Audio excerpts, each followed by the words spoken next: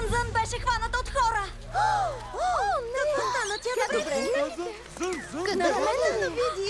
Зън влезе в една малка къща на ливадата и не можа да излезе. Вратата взе, че заяде. И тогава от нищото се появи човек и я грабна. Но аз знам къде е. Трябва веднага да я спасим. Ами да тръгваме веднага.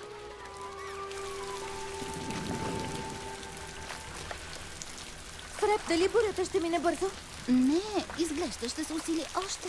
Трябва да има начин да стигнем до Зън. Не можем да летим в дъжда, ливадата е наводнена. Може би не трябва да летим.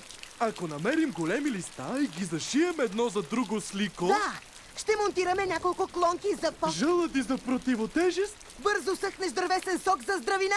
За какво говорите? Ще си построим лодка.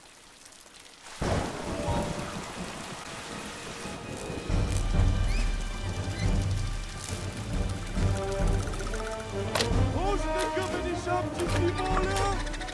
А така!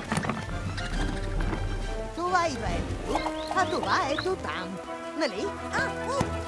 Само така, Бобъл!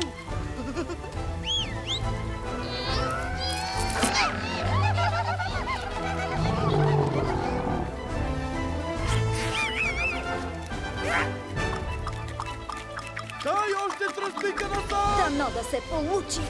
Езок тук и шимакваш бързо ето така. Ау. Ау.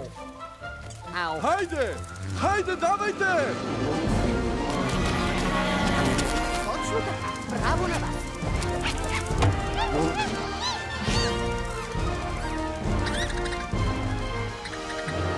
Получи се!